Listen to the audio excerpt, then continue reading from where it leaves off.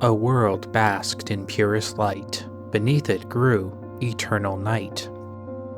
The light and dark, both burning dire, a countdown to the earth's expire.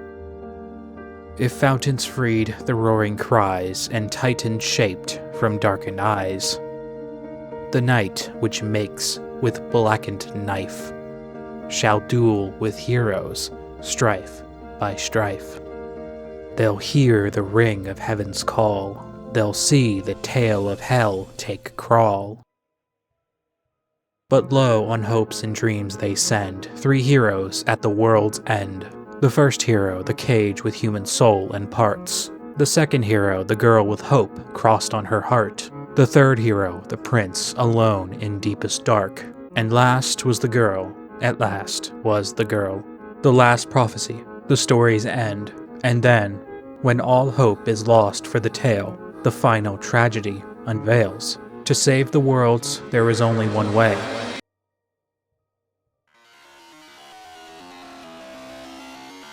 And only then will the worlds be saved.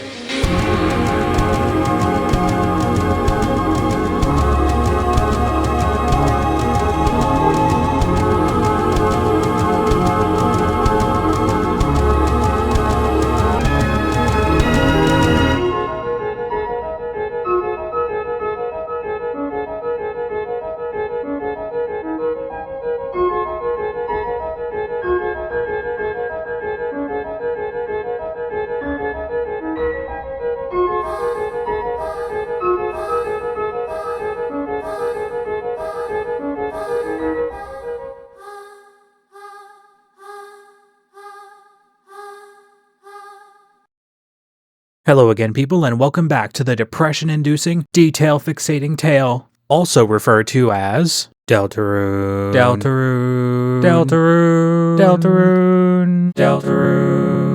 Today we are wrapping up my character analysis update video with Ralsei, the Prince of Darkness, the Recorder of Fate and #1 Fluffy Boy World Champion for the past 7 years and counting. I have to be upfront with you. These new chapters were amazing, and were great sources of character growth for Chris and Susie.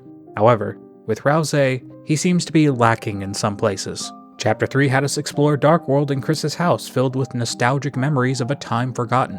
Chapter 4 gave us the amazing training arc for Susie, as she is now more hopeful than ever for the future. I suspect that Ralsei will be the primary focus of Chapter 5, so we can assume that we'll get some more Fluffy Boy content there. And I also suspect in Chapter 5 is where we will learn what he truly is. I do have a lot to say about Ralsei, but just be warned, this video may not be as long and detailed as the other two. Sorry in advance, maybe to make up for it, I'll do the Ralsei video first after Chapter 5 releases. Most likely because I'll probably run into the inverse of the issue I currently have. With that out of the way, we are covering everything concerning Ralsei today. What is his purpose?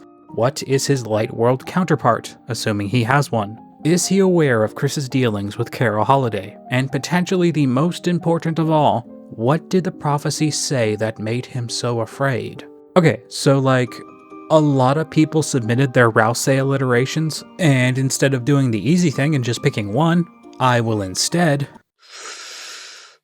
Ralsei Reveling Retort, Ralsei Refer Rehash, Rigorous Ralsei Ruminations, Real Ralsei Reenactment, Really Rad Ralsei Recap Recollection, Rambunctious Ralsei Revision, Ralsei's Revised Records, Righteous Ralsei Retrospective, Ralsei's Rewarding Rewind, Rapid Ralsei Reading, Racing Ralsei Recap, Radiant Ralsei Retrospective, Really Radical Ralsei Retrospective, Ralsei Racing Race Cars, Ralsei Reading Rundown, Rapid Ralsei Review, Rambunctious Ralsei Ramble, Ralsei Reading Research, Ralsei's Ravishing Retrospective, Rigorous Ralsei Refresher, Rapid Ralsei Rundown, Rapid Ralsei Resume, Radiating Ralsei Review, Raging Ralsei Rant, and finally, Robust Rhetoric Regarding Retellings Respecting Ralsei. Do not put your Noelle alliterations, okay? I don't think Noelle's video is going to be quite like the others. A lot of the Noelle video is going to be talking about things that surround her rather than any character growth she had, because she barely shows up in any of the new chapters. At least, when compared to the main cast. Noelle's video will concern her role in the story as a whole, talking about things such as the holidays, the night, her mother and father, etc. Sorry, reindeer baby fans. Don't look at me, look at Toby, okay? I thought she was going to be adventuring with us again in at least one of the new chapters, but nope. Okay, let's get started. For real this time. Ralsei. And why aren't you in uniform? Good, let's go. Hello and welcome. This is Ralsei, the Prince of Darkness. Self-proclaimed prince, might I add, as when we first meet him, he has 0 subjects and nothing but a small castle to his name. It often passes my mind the question of, if Ralsei is the prince, then who is the king and why is he fit to rule? Who put Ralsei in this place of power and why is he so special? We'll talk about that, but first, let's go over everything we know about his past. His fountain of origin appears in the castle town in the school supply closet. Who made this fountain? We don't know.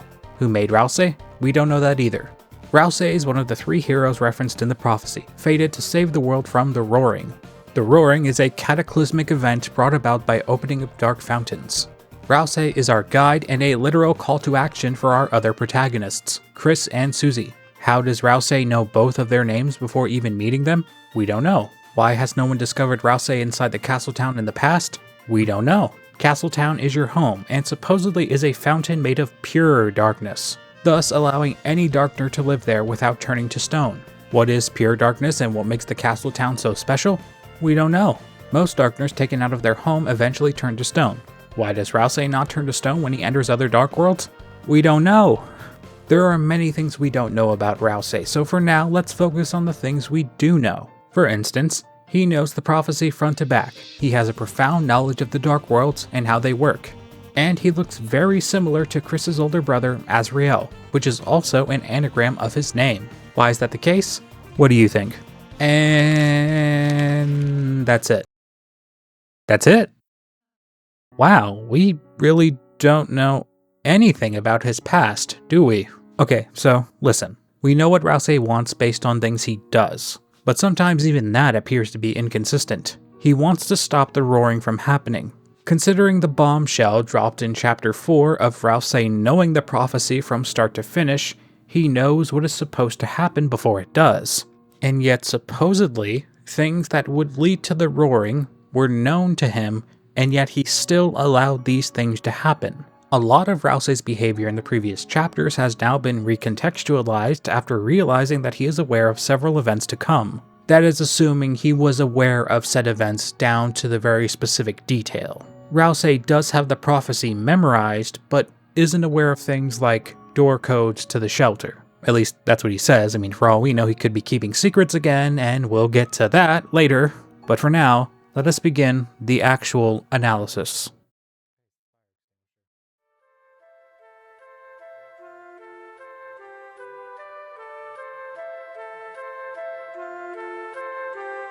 I think there's no better way to get down to business than to establish what Ralsei is. Obviously, we don't know the full answer to that question definitively, but that doesn't mean we haven't thought of some pretty good contenders throughout the years.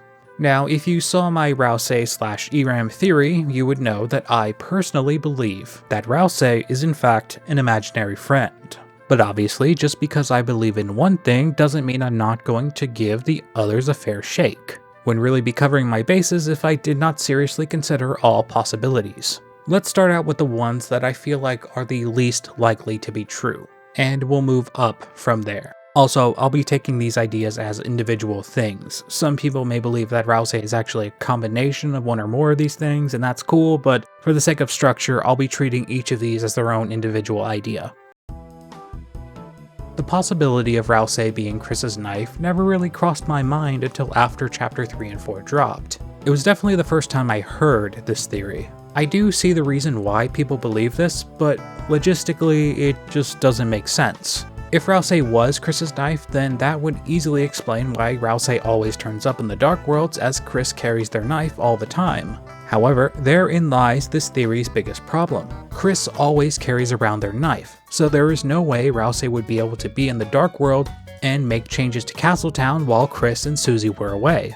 The rooms and buildings and such, as well as the lackluster room he made for himself, could not have been created if Ralsei was always with Chris in the Light World. And the more I think about it, it kinda makes me wonder why Chris's knife never became a darkener. It potentially has deep and meaningful emotional significance to Chris, and yet it doesn't take the form of a darkener. Then again, it could simply be the fact that Chris keeps their knife inside their pocket. We saw briefly in Chapter 2 that technically inside Chris's pockets, Lancer was still a playing card, he only formed after he left Chris's pockets.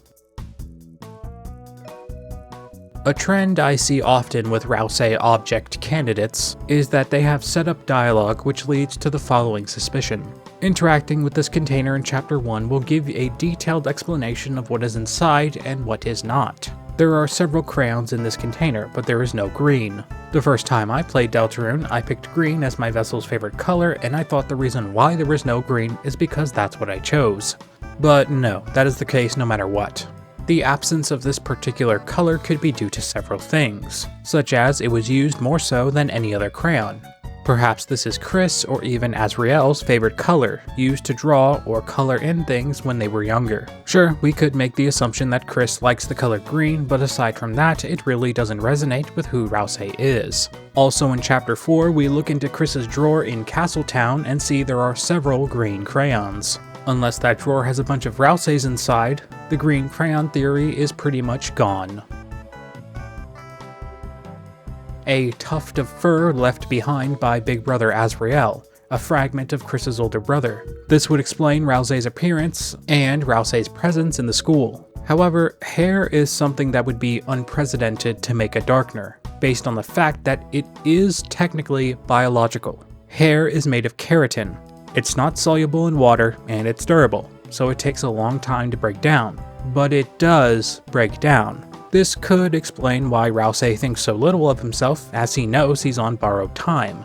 But really, this possibility would raise the question, why are there not several Ralsei-like darkeners running around? Also, there's this flavor text of white fur getting stuck in the drain at the Dreamer house. So if that was the case, we probably would have seen another Ralsei-like darkener. The red horns were also one of those possibilities that arose from a certain dialogue, which could have been placed to set up for an inevitable payoff. Their absence would also explain Ralsei's appearance. I think the reason why so many people gravitate towards the red horns is that the horns were a representation of Chris's desires, to belong with their family. Chris is adopted, as many of you know, and they would stick out like a human in a family of monsters. The Dreamers absolutely loved their adopted they-them. And Chris knows this, but that doesn't mean that everything worked out.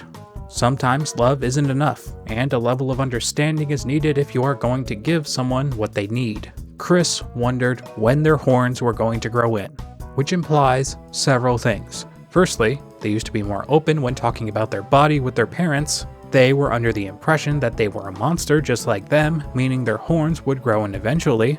And finally, perhaps the most important, is that Chris was never told they were human. Everything surrounding the red horns would imply a sense of ignorance within the Dreamer house. The horns were used as a bandage to a problem that would require a certain level of communication from the parents, and that probably did not take place.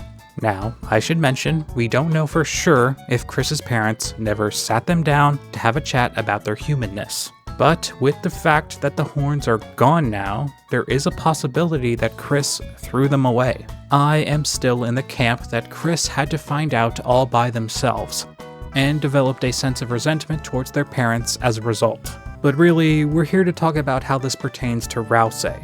I was a Red Horns believer pre-chapters 3 and 4, mostly because of the thematic resonance the horns would offer. Chris loved their family, and vice versa. But when the feeling of separation sinks in, those horns became a way that Chris's dreams could come true. They had horns. They were a monster. They could change themselves to a form that made them happy. The departure of the red horns would be marked as a low point for Chris. Perhaps out of rage, they gave up and threw the red horns away. The introduction of Ralsei would lead to a turning point in Chris's life, inevitably leading Chris to try again. Despite it not being my number one pick anymore, I still love the thematic symbolism of Ralsei being the red horns, and I hope we get to see Chris wear them again, if they choose to. So, this is the Deltarune community, right? I doubt I would have to explain the concept of a Sona, but just in case, I'll lay it out for you. A sona is essentially a creation that is either inspired or representative of how someone wants to be perceived. They are slightly different from an OC, which would be their own character separate from the artist in question. You see this mostly in the furry community in the form of a fur sona, a representation of how someone feels they should look in anthropomorphic animal form. Fun fact, humans have been practicing anthropomorphism for like thousands of years, all the way back to the ancient Greeks. The word comes from the Greek terms anthropos, meaning human, and morphe, which means form or shape. Anyways, back on topic. This sort of goes along with the disappearance of the green crayon. Ralsei's character design uses green as its primary color, so this could allude to Chris using a green crayon to make the design of Ralsei, a version of themselves they wanted to be. A lot of the resonance in this theory goes along with the red horns as well. These outcomes were born from Chris's desire to be just like their family. The inclusion of the act of drawing would coincide with the act of creating fiction. Instead of applying worth to an inanimate object of your choice, you instead create something unique from your own dreams. This would make the relationship between Ralsei and Chris more personal rather than something just beginning as they met for the first time. Chris's feelings towards Ralsei have been difficult to determine in the past. However, I think it's clear for many people as of Chapter 4, Chris cares for the Darkener. Any perceived coldness would be due to the initial sense of uneasiness, usually accompanied with meeting someone new. That would, however, be assuming that this moment is Chris and Ralsei meeting for the first time. The creation of this dreamer sona falls in line with a lot of the overall concepts of fiction and how people use it in the game. Art and expression through such mediums can give people closure, outlets, and can act as a wonderful coping mechanism, if not just a fun distraction that may lead to other people's enjoyment down the line. The clear difference would be mediums in question. Dressing how you want to be, and drawing what you want to be, are different ways of accomplishing the same goal. You may have noticed that in almost every single Ralsei object conversation, Chris is brought up more often than not. This is more than likely because whatever Ralsei is, he is tied to the Dreamer family. That trend absolutely continues in my theory. Now we get to my theory, released a few weeks ago, regarding Ralsei's form. Now, obviously, considering this idea comes from one of my own theory videos, I am biased towards this idea. That doesn't mean that I think this is the end-all be-all answer. So while yes, I do think this is correct, but I don't want to give off the impression that this is the only way you can theorize about Ralsei's object. I'll explain it right here, but just in case, if you want to go see that theory video, it's up there in the top right there, boop. To call this a Ralsei object theory wouldn't really be accurate, as this theory states that Ralsei is in fact no object whatsoever. He is not any specific physical object, and instead is a representation of Chris's dreams through an imaginary friend. Ralsei, Eram, and image_friend are imaginary friends, thought up by our Lightners, given form by the Dark World. The reason why Ralsei can move so fluidly between Dark Worlds is because he isn't tied to a Light World object. Ralsei is an idea, an emotion, born from Chris's dreams, so in a way, he is an amalgamation of all of the things I just talked about. The mystery of Ralsei's object has been a big topic for a long time, and I understand how unsatisfying it could be to simply say he is nothing. But Ralsei isn't nothing. Darkeners are usually created thanks to the determination of a Lightener. They give form to the formless, using their will to make something special. That is what Ralsei is, whether tied to a specific object or not. The red horns? Ralsei has horns. The green crayon? Ralsei has green clothing. The idea of a dreamer sona is just a quick toss away from actually putting the idea to paper. In a way, the imaginary friend angle could mean that everyone was collectively correct. Something I should note that people misunderstood about my theory is that Ralsei is still a Darkener in his own right, like he exists without Chris being in the Dark World. He still can only exist inside the Dark World, at least that's what I think. But because he's imaginary, because he is not tied to a specific physical object, he has special abilities as a result of this non-physical nature. My argument for Ralsei being an imaginary friend Darkener is as follows. Ralsei's form changes from Chapter 1, and while he may take off his hat in fact had no bearing on his appearance. In the very same chapter, Ralsei can remove his hat during an animation where he uses an item. When he removes his hat, his face is still solid black. And also, much later in the trippy Mike sequence, you can put a series of hats on Susie and Ralsei's head, and he does not change in appearance in either of these circumstances. The hat was simply a red herring, a diversion to hide the fact that Ralsei can change the way he looks whenever he wants. His form and his clothes all seem to be mechanically tied to him, as he can also move his scarf like it's an extra appendage. This, along with the fact that Ralsei loses his form when downed, is pretty solid evidence to conclude that his form is abstract and under his control. I should also mention in Chapter 3, Ralsei can take up an entire horse costume by himself, something that would actually require 2 people to work the legs. Why does he want to hide the fact that he can change his appearance at will? My best assumption is the fact that Ralsei did not want to seem weird, something that he is very self-conscious about in Chapter 4. He does not want to freak out his new friends, and watching him change his face would probably do so. So why does it matter if Ralsei can shapeshift? This would intrinsically tie them to the Darkner known as Eram, and the similarities wouldn't stop there. They have a horn-like appearance, they have similar facial features, they can both use fire magic, they can seemingly move in between dark worlds at will, as Eram has knowledge of the weird route, and something I only recently realized is that they can both see in the dark. Ralsei sneak attacks the armor while all of them are in pitch black darkness. He could only have hit the armor if he could see it. Based on all of these similarities, I can safely say that Ralsei and Eram are siblings, or at least are a similar type of Darkner. And the reason why I believe Eram is an imaginary friend Darkner comes from the Spamton sweepstakes. This page right here tells the story of how when Noelle was younger she saw an ICE pizza box wink at her. Following her terror, December decided to burn the box, making it look like ICE's eyes were burnt out.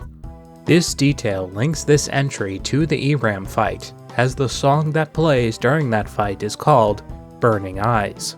Now we can work backwards, understanding that Eram is Noelle's imaginary friend, and since Eram is the same type of Darkner as Ralsei, we can say that Ralsei is an imaginary friend as well. The Azrael-esque form appears to be his decided appearance, the one he wanted to keep. If you ask him about his face in Chapter 3, he will proclaim that this is his face, and if there's anything he likes about himself, it's this. Big ups for the confidence, Ralsei, but that doesn't however explain why you chose that form. This would be explained by the fact that he technically didn't choose that form. That was his original form that he was given by his creator. My current assumption is that Ralsei is Chris's imaginary friend, made an indeterminate amount of time ago. This doesn't necessarily mean that Ralsei was made on purpose or even that Chris remembers making him. There are certain aspects of Chris's past that they have chosen to forget. Chris had been previously cited to play pretend with other objects such as Ram, and even potentially King and Queen. This all kinda leads to a theory that I plan to make in the future regarding Azrael and Chris playing inside the Dark Worlds long before the story began, but that is a crack theory for another day. Chris making an imaginary friend is not something considered to be out of the question, and with the way a Darkner like Ralsei could work, he could have been waiting in darkness for a long portion of Chris's life. What I am saying is the reason Ralsei looks like Azrael is because he came directly from Chris's psyche, a dream that Chris once had, a dream of belonging in the Dreamer family, perhaps living as a version of themselves that is more monster-like, a version of themselves that had red horns, a version of themselves that was just a little bit more like Azrael. Ralsei can also appear to move in between dark worlds at will, showing up in every dark world that the Lightners find themselves in, at relatively convenient times, might I add. The only time he doesn't show up immediately is in the second Sanctuary, and really the only explanation I would have for the reason why he didn't show up in the second Sanctuary is because, well, he wasn't expecting Susie to make that dark world. Right before he leaves, he says, "Hey guys, I'll see you in the castle town," when in fact, he did not see them in the castle town. Darkness has often been compared to water, or even sharing the characteristics of water. Water is formless, a fluid, a form of matter that does have mass, yet you can move through it easily. If Ralsei is an imaginary friend given life by the dark worlds, then he would not be a solid Darkner, rather a Darkner made of pure, liquid darkness, allowing him to move fluidly between the worlds at will. Finally, the reason why an imaginary friend Darkner can exist in the first place is due to the nature of the Dark Worlds themselves. A Dark World is a massive piece of fiction, given life thanks to the determination of a Lightner. No matter how big or small, any level of creation requires some level of imagination, and we see what happens when that level of creativity is applied to an inanimate object. In the Dark World, that Darkner can move around, talk, exist, have memories, have feelings, can do a lot of things, but they are still an object, and they have to work within those limitations. When the purpose of that object can no longer be fulfilled and that Darkner no longer has a purpose in the narrative of that world, they turn to stone. We see this with Lancer in Chapter 3. He didn't turn to stone initially because he was given a job. He was given a job at the gaming factory. Unfortunately, he wasn't very good at his job because he kept breaking controllers. This then led to him getting new controllers, and as a result adding a bunch of different versions of himself to the game. He wasn't accomplishing his purpose well, but he still had a purpose. Thus, he had a place in this story. When you beat ERAM, however, all of the games turn off. Then, he can no longer fulfill his job. No more job, no more purpose, enter Darkner Statue Lancer. Ralsei has never turned to stone, for one or possibly two reasons. One, he doesn't have a physical form, so he never has to worry about turning to stone, because he's liquid darkness. And two, his purpose is purely to serve the Lightners, and that is what he has to do to keep himself alive. From the beginning, Ralsei has put the wishes and the lives of the Lightners above his own, and for the most part, we have assumed that this is due to a lack of self-confidence or a sense of altruism from Ralsei. While this is certainly part of it, Ralsei does genuinely care about the Lightners, the overarching reason could very well be that he has to fulfill his purpose. Keeping the Lightners happy is his purpose. If he doesn't do that, then he may cease to exist. A very precarious situation Ralsei finds himself in, if this is true. He wants to continue living, so he puts the happiness of his friends above his own. However, his close friend, Susie, refuses to allow himself to neglect his happiness. So his happiness now becomes his friend's happiness, and so on. It's a virtuous cycle. Shout out Jack Stauber. If this theory were to be correct, it explains pretty much everything. It explains how Ralsei can break the rules. It explains his appearance. It explains his knowledge of the prophecy, and the reason he acts the way he does. I genuinely think this theory has a lot of weight, but like I said, it's totally awesome if you think he's the knife or the horns or whatever. Theory crafting should be fun, and if we are both proven wrong, then we dare to understand Ralsei better, and that is not something you should be ashamed of.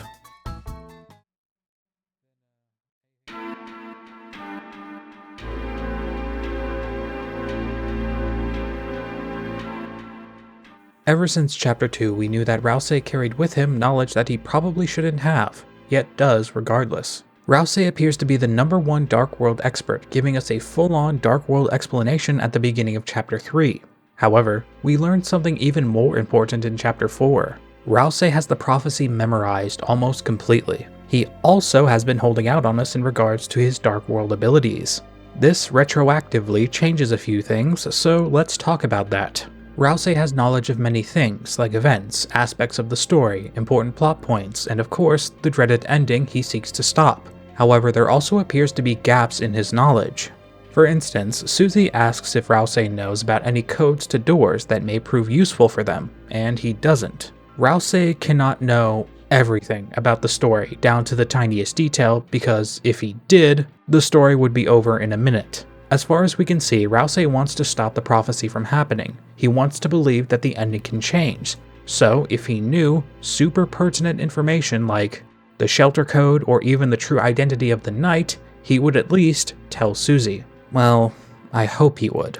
As we discussed, I believe Ralsei is Chris's imaginary friend, and his purpose is to keep Chris happy. If Chris is working with the knight in some capacity, we know they are, then Ralsei may know of Chris's deception, therefore he cannot tell Susie, since, this secret revealed would make both of them upset, thus putting his existence at risk. However, we've seen the prophecy with our own eyes, and at times it is very inconsistent in its presentation. It can be as specific as reciting events that don't seem to bear major importance, or as vague as to make the reader wonder who the second hero actually is. The point is, the prophecy is only specific at certain moments, and every other time it's just vague. If Ralsei knew these specific events, then he would have already formulated a plan to stop it, so unless he really is moving pieces behind the scenes, there would have to be some gaps in his knowledge. The important thing to identify is what those gaps are. This may seem counterintuitive as this is supposed to be an updated video, but I think it would be very beneficial to go back to the previous chapters and analyze Ralsei's actions, knowing what we now know and knowing what we know that Ralsei knows, you know? Okay, so what does Ralsei do in chapter 1? Well, he essentially initiates the entire adventure. Chris and Susie have found themselves inside the dark world and Ralsei is waiting for them. Brief side note, I am still certain that they were coaxed inside the dark world. The door slams behind them, so it's not outlandish to say that someone was watching them and therefore slammed it after they went inside. Current assumption is that it was the mayor. Ralsei knew Chris and Susie's names. This would be knowledge based on the two other heroes of the prophecy. Therefore, it is possible he would have this knowledge. However, the prophecy we see doesn't mention names, so really it's anyone's guess how he learned Susie's name, especially considering she recently moved to hometown. Honestly, the answer could just be as simple as he was watching them for a while and learned it that way. For the sake of clarity, I am absolutely going off the assumption that Susie is, without a shadow of a doubt, the second hero of the prophecy. It's what I believe, and it makes things so much easier when talking about this. I know there are theories that say otherwise, but for now, I am assuming that Susie is the second hero, and Ralsei wholeheartedly believes this as well. I mean, like, he needed Susie to teach him what sarcasm was. I do not believe he could pull off a lie that big for this long. Okay, so Ralsei has knowledge about our heroes, including their names. And holy crap, now that I think about it, the prophecy literally describes Chris as a cage with soul and human parts. Taking this factoid and the fact that Ralsei is the one who explains how souls work, I am almost certain that Ralsei knows what Chris's situation is. He would have to know, right? Sure, he could discern Chris's name and such, but if he knew that much about souls, and knew how the prophecy describes Chris, then surely he...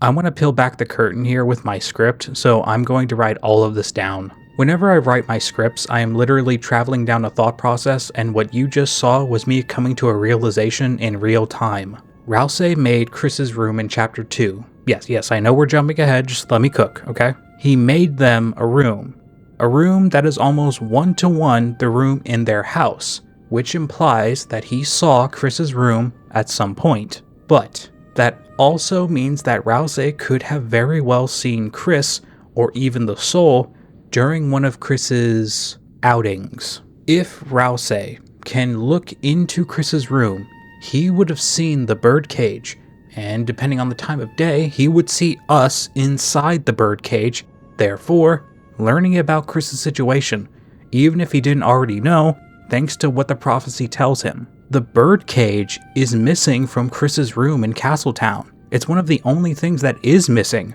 So yeah, Ralsei knows what's going on with Chris and us, the player, while keeping it a secret from Susie, hence the birdcage not showing up in Chris's Dark World room, intentionally, as to not draw attention to it. Damn. Ralsei tells the two Lightners about the prophecy, intentionally giving them a Cliff Notes version, not telling them all of the details. He said that Chris is a human. Sure, accurate. Chris Dreamer is a human being. Their soul may be scarred, but it is still there and all that good stuff. But that is not how the actual prophecy describes them. And I just realized something else. Susie runs off ahead, which means she doesn't get the soul explanation, which is probably why it takes her so long to question the soul in the first place. He describes the prophecy and acts as the call to action, one of the rising actions in any narrative, arriving shortly after exposition. Susie refuses, and Ralsei acts noticeably surprised. He genuinely thought that the threat of her entire world collapsing would be enough to get her on the Delta Warrior hype train. From here, Ralsei will continue to try and convince Susie to act nice, spare enemies, tell Chris to warn enemies about her impending attack.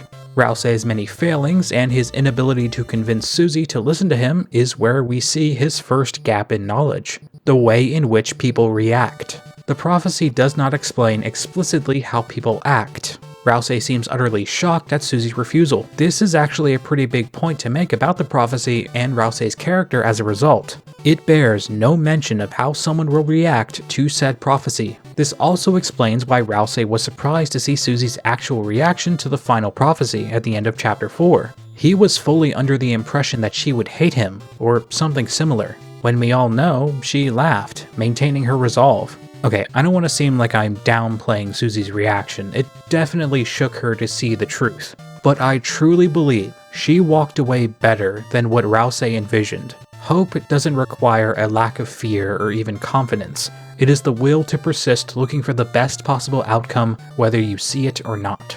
Susie was absolutely afraid, and she's still afraid of what is to come, but she has hope, and that is not something Ralsei was able to know with his previously acquired knowledge. Moving on to chapter 2, we get more context of Ralsei's knowledge with his appearance soon after the Dark World is opened. A lot of us already theorized his knowledge about future events. However, we now have hard confirmation that he knows the prophecy front to back. The fact that he was able to do this leads to several implications. He knew this Dark World was opened. He arrives from off-screen, so you could argue that he knew Chris and Susie would be attacked, which means they would need his pacify spell to stop them. Also, Ralsei knew to use the pacify spell, even though he never fought those enemies before. So the question here is, did Ralsei allow Noelle to be captured earlier? Still going by the assumption that Susie is the second hero, Noelle is not mentioned in the prophecy whatsoever. So no, Ralsei does not know who Noelle is, and vice versa, so he probably did not know that she was in trouble, or even did not show up in time to save her from Queen, which he probably could have, but he didn't because he did not know who Noelle was. Ralsei only has knowledge concerning the heroes and events, not actions of characters, so he only knew to be there for his Lightner friends. A little later, after just learning Birdley's name, Ralsei tries to reason with him, saying that Queen is taking advantage of him. He is under the impression that Queen is trying to help the Night bring about the Roaring. He says as much in the Weird Route dialogue variation. We learn that Queen does not want to destroy the world, and Ralsei is completely surprised. Once again, he has no knowledge of a character's intentions or their motivations, a consistent gap in the prophecy's knowledge. Knowing this, we can assume that a lot of Ralsei's actions are based upon his interpretation of the prophecy, and fortunately he has been wrong multiple times. At this point, Ralsei might as well be a self-insert for the community. Aw, it's okay, Ralsei, a lot of my theories about Deltarune were wrong too. It's not the end of the world. It's okay. Well, for a moment it was. Remember when that Titan spawned in? That was pretty scary, huh? So scary you practically flew across the screen again. You'll notice I said, again. Funny story, that isn't the first time Ralsei flies in the new chapters. He does it earlier a few seconds when the Night shows up in chapter 3. It's so much more brief, so not many people actually notice that. From a character standpoint, you can explain this sudden lack of respect for gravity as Ralsei being panicked. The Titan is here, so he needs to lock in and get serious. No time for legs to get in the way. From a mechanical standpoint, how the hell are you flying, Ralsei? This would actually be a good time to go back to my theory of Ralsei being an imaginary friend. Ralsei and Eram are the same type of Darkner, born from pure darkness. So, honestly, Ralsei flying makes a lot of sense. The greater question is, why the hell does he not fly in this cutscene? If he had the strength, he could have caught Chris and Susie before they hit the ground. Now, you could just say that it was the prophecy that told him again.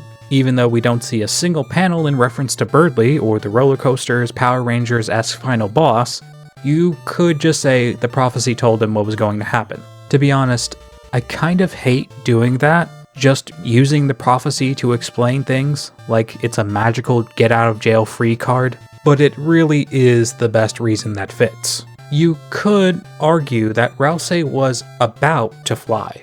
Like, his dialogue does suggest that the Lightners try to act like they're flapping their wings like they could fly, so maybe he was trying to get them to pretend that they can fly, then that would give him the chance to fly over and save them, being the one actually doing the flying. That's a big stretch, but this scene is very suspicious in hindsight. Speaking of the end of Chapter 2, the Titans show up in Chapter 2's cutscene, and they look very different from the actual Titan we fight in Chapter 4. Now, this could be due to several reasons. The most basic and obvious one being that every Dark World is different, so every Titan would be different as well. Then there is also the possibility that the Titan's appearance was influenced by the Knight. The Knight was the one who made it, so naturally the Titan would be influenced by the Knight's determination, or even share in their appearance. So really the question is, who are these goobers? And the big one that was in the prophecy, who's that guy? Is he bigger, so that means he's like stronger? In conclusion, we know that Ralsei has knowledge of events and larger story events to come, as well as abilities that he has yet to reveal. But when it comes to people and how they act, the true nature of who people are on the inside, Ralsei's knowledge is null, which is a very important facet of his character. He doesn't look inward, he purely sees everything from the surface level, both in people and what they want. A lot of this is due to the fact that he's still learning, so we can give him a break. But now that that's out of the way, let's start talking about Chapter 3.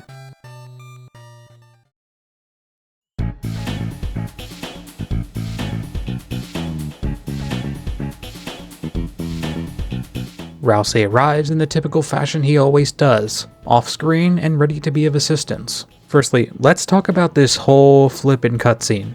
As well crafted and interesting as this cutscene was, it didn't give us that much new information. If you are following along with all of the theories from chapters 1 and 2, we already discerned a great deal about the Dark Worlds and how Darkners work. But that by no means devalues the satisfaction of getting a hard confirmation. You know, I've noticed this sentiment that has been building in the community as of late about how chapters 3 and 4 disproved a lot of theories. But no one talks about this scene, essentially confirming a lot of theories that we've had for years. This was a W for theorists, right? This was a pretty fun cutscene that confirmed some of our theories. Also, if anything, it gives us more room to make theories concerning Ralsei's knowledge. He was given knowledge of pretty much everything.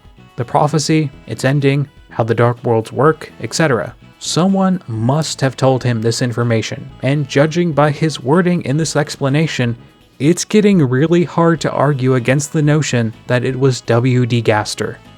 Gaster has been a figure in this universe and Undertale's universe for a long time, a figure that I have mostly stayed away from. But now, it seems that talking about Deltarune's most elusive figure is impossible when discussing Ralsei. Like, the wording he uses is almost a hard confirmation that he heard it from the mouth of Gaster himself. What if it became even darker? What if we could take away the light that wasn't there? He's stating it like a question or even a hypothesis from a scientific theory. Like he heard the full-on darkness thesis from the Handsman himself. Ralsei is more than likely aware of the player's actual name, as it is seen by a Rudin in Castletown. However, the absolute only name that you cannot choose for you or your vessel is Gaster. This cannot be Gaster's town. So he is already firmly placed into this story. I am sorry, but that username was already taken. One of the first things we ever heard about the Handsman would be Entry 17, the real Entry 17.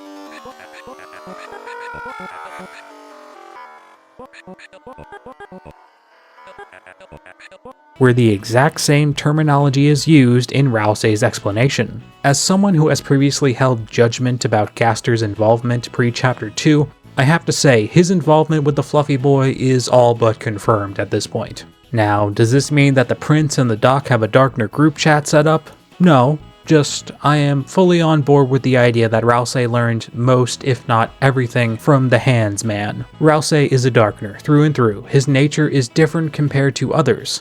Yet he is still bound to the Dark World at the same time. Ralsei is aware of his true nature and expresses how much he wants to be there for Susie, yet he just can't. This is a realization he more than likely came to on his own time, potentially before he even met her. He so nonchalantly tells her to make real friends and just leave him behind. Naturally, this makes Susie upset, but why would Ralsei choose this response? Ralsei does not see himself as real. From his perspective, the Dark Worlds are not based in reality. Reality is the label he gives to the Light World instead. With this, we see he has a stern sense of hierarchy. Lightners at the top, Darkners firmly under the boot heel of the Lightners. As much as many of us disagree with that placement, he seems more than happy to fill that place. This perspective continues when Susie expresses her worries in Chapter 4. She worries about the night and how Undyne's capture will mean she's in danger. Despite the circumstances being dire, he seeks to comfort Susie by telling her not to worry. The castle town is a place for her to have fun, a stressless environment. He is heavily focused on making sure that Chris and Susie feel as comfortable as possible. This mentality is one of the reasons why they ignore their initial mission in the first place. Chapter 3 is the pure fun and games chapter. Instead of the fun gang bolting to the nearest dark fountain to close it, they go along with tennis games due to Ralsei's request. He can't be there for Susie in the light world, so he offers to spend as much time in the dark worlds having fun with her as he can. This behavior of putting the Lightner's enjoyment above other things speaks to my previous assumption regarding Ralsei's purpose. He literally states his purpose is to keep the Lightners happy, no matter how much he suffers as a result. For the majority of our theorizing days, this was explained by a sizable lack of self-worth. However, this may also be born out of necessity. I can't say for sure, but given what we know about Darkners and the purpose of Darkners, I think this may be done for the sake of himself as well as his friends. Don't get me wrong, the lack of self-worth is a big contender, but if my theory about what really makes a Darkner turn to stone is true, then he might be placing his friends above himself for the sake of his own survival. If a Darkner loses their purpose, then they turn to stone. So if Ralsei's purpose is to keep Chris and Susie happy, then that's probably what he should do. The compromise is made, and Susie agrees to go along with Tenna's games. And along the way, we get several interesting Ralsei character moments. In general, Chapter 3 was such a narrative feast, especially if you're like me and you enjoy the hell out of the meta commentary, and how that will eventually affect people in the game. When dropped into the game, Ralsei wants to take the time to finish reading the manual, which he is denied. Having made a manual himself, he finds the value in understanding a game before playing it. Hey, remember when video games used to come with manuals? Ah, good times. Now video games just come with confirmation emails. Almost immediately, you will notice a quirk about how Ralsei plays the game.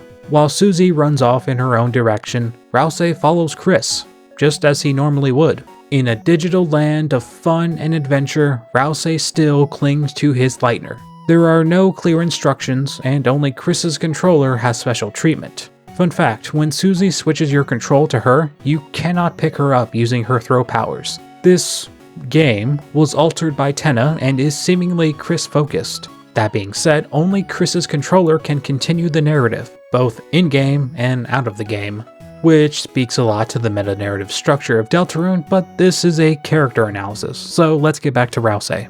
He follows Chris, just like he always has.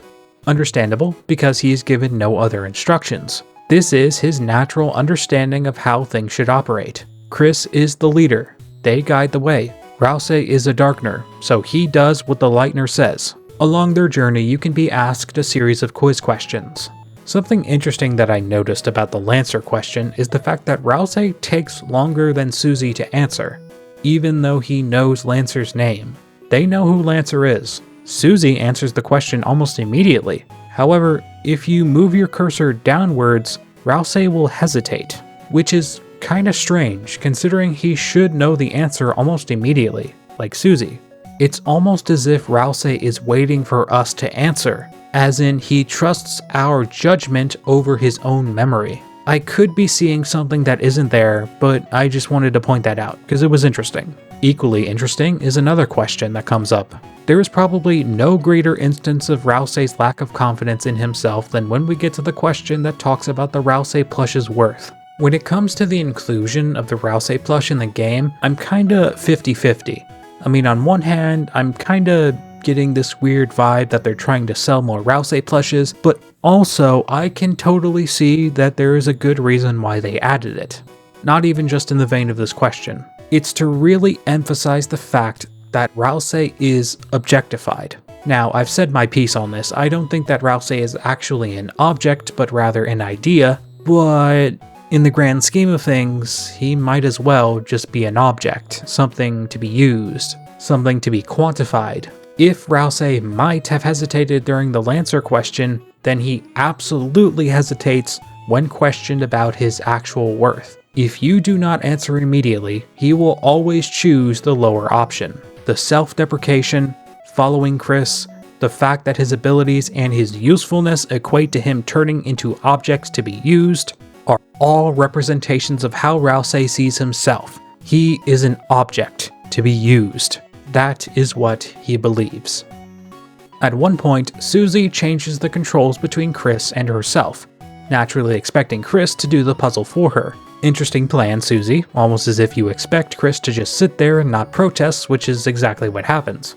She even kinda makes a comment about how Chris wants to be her, which is kind of interesting. Interesting in the vein of what I believe it signifies. I think this is supposed to tell us that Susie is aware of how Chris feels about her.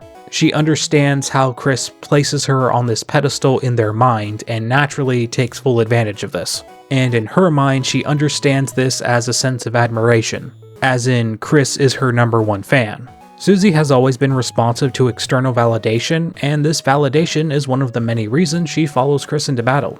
Naturally, she doesn't see this in a romantic context, she just thinks that Chris wants to be her, because, she's Susie, and she's really cool. Believe it or not, Ralsei's reaction to this scene is even more nuanced with its delivery. After the puzzle, Susie leads the group to the room with the ribbon. If you make Susie's avatar wear the ribbon, this will cause her to become upset, asking why Chris made her wear that. Ralsei, still under the impression that both of them have control of their respective characters, looks behind him in utter confusion. He doesn't look at Chris and Susie, he looks back at us. He doesn't get a chance to compose himself because Susie uses Chris's controller to walk directly into an enemy. The game continues on, but don't think we didn't see that, you little goat boy. Don't you think we didn't see you? We saw you, you saw us, we saw you, you thought that we were doing something, but we weren't. We saw you though. Ralsei turned around to look at us, like he thought that we were the ones controlling Susie, when the only person we should have control over is Chris. Now, I have a sneaking suspicion that I'm going to get pushback on this, which is fine. I've argued this exact point about the goat boy in the past. Ralsei is absolutely looking back at us. Like, seriously, what is bro looking at? He's not looking at the TV, he's not looking at Susie to see why she's so upset. From his perspective, little goat bro is looking at a wall. Ralsei is looking back at us, just like he looked at us before shutting the door in Chapter 1. Ralsei knows we are there. He has to. Why else would his castle town be named after us? He knows our name, he knows that Chris is a cage with human soul and parts, and in this moment he became very confused because he thought we were controlling Susie. This would have been a pretty interesting development from his perspective, and potentially a little scary.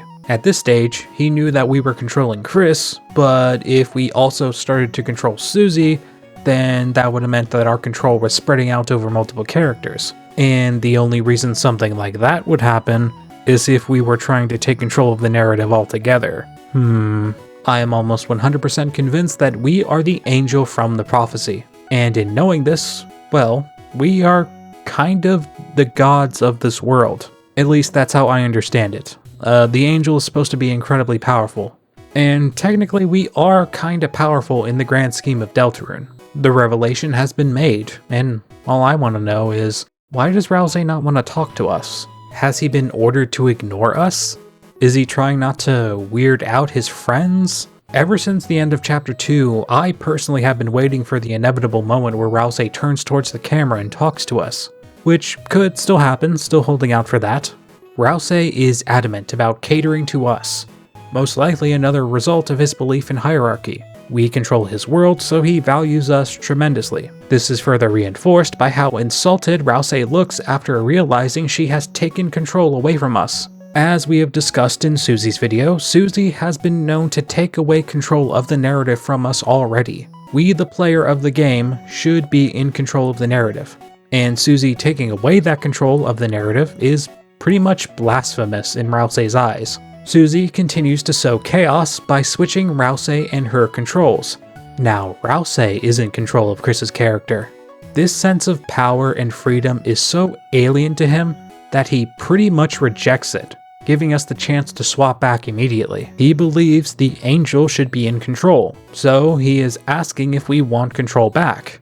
but I am more than happy to grant him permission to use the controller, just because I was kinda curious to see what he would do, and he did not disappoint. He takes the controls, yet we still find him asking us for guidance, which Susie discourages immediately. Ralsei chooses to take us right, and he notices a tiny golden flower on the ground.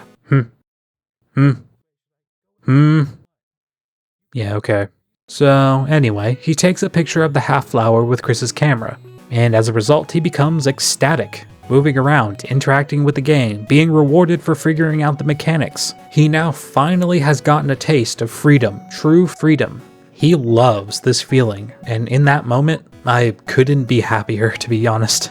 Ralsei is learning that it's okay to be a player one, it's okay to make your own decisions. Oh yeah, by the way, before we move on, does anyone know what this seashell was for? You can pick it up as Susie, but I never figured out its significance, if it even has any. If anyone can tell me if you can use the seashell for anything, that'd be great. Later, there is this brief moment where Tenna leaves the room, and you can now visit this northern area. The narrative is right in front of us, we should follow it, and yet we are moving off of the beaten path. Susie's enthusiasm and intrigue were easily explained by the fact that she enjoys exploring hidden paths, especially if someone previously told her not to do it. Ralsei's fear, however, is a little bit more challenging to place. You can explore several areas throughout the game, from the hidden cell containing Jevil to the lower levels of the mansion holding Spam to Neo's body, and Ralsei pays almost no mind to you exploring these areas.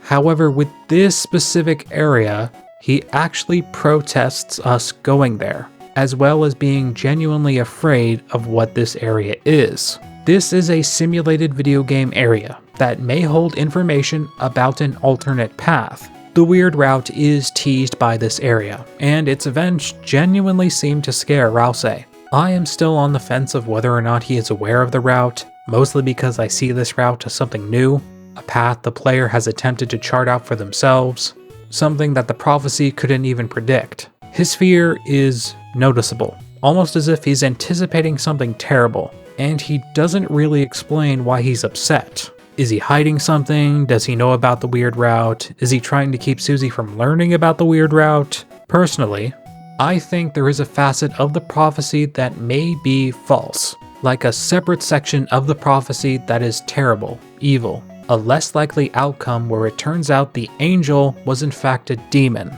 But that's a crack theory for another day. After we start snooping around, Ralsei poses the idea to talk about things. He tells us to ask Susie how she's feeling, but we can ask him how he's feeling. After brushing off his initial surprise, he says that he has enjoyed playing these games. He continues, stating how lost he became in the games, allowing the fun to overtake his attention. Whether you are nice to Ralsei or not, he mentions how inadequate he feels in regards to the festival. Despite previously accepting his circumstances, the weight of this truth is still heavy on Susie, and it affects Ralsei as a result. To make up for his absence, he requests that we get Susie some ice cream on the day of the festival. We can agree or tell him something else. If you say that you're not going at all, he will assume that you want to spend the festival inside Castletown instead, which honestly sounds like a really cool idea. I mean, like, certainly Ralsei and Queen can put something fun together, right? It's the Dark World. You can just make a new Ferris wheel. Or, even better, just take the Ferris wheel from the Cyber Dark World and bring it into the Castletown. Then again, they might not need to, as like many people, I think there's going to be a Dark World opened at the festival. But we'll just have to wait and see. If you choose Noelle, Ralsei's response will change depending on whether you are playing the weird route or not. If your route is weird, then Ralsei will explain that he doesn't think that that's a good idea. However, if you're on the normal route, he mentions how much fun Chris, Susie, and Noelle will have together at the festival, while doing this little winky face. Not sure exactly what he is implying with that wink, but hey, I'll just leave that there, and I think I'll go analyze something else. Oh hey, look at that, the other thing. Probably the funniest response is when you tell Chris to say Birdly. If you do this, Chris will begin to say Birdly over and over again, like they're in complete shock. Out of all of the people we could have picked, the player picked Birdly, and Chris is absolutely stunned. I would be too if I was controlled by someone and they insinuated that I was going on a date with Birdly. I would like to have a moment of silence for all of the versions of Chris that were inevitably forced by the player to go to the festival with Birdley.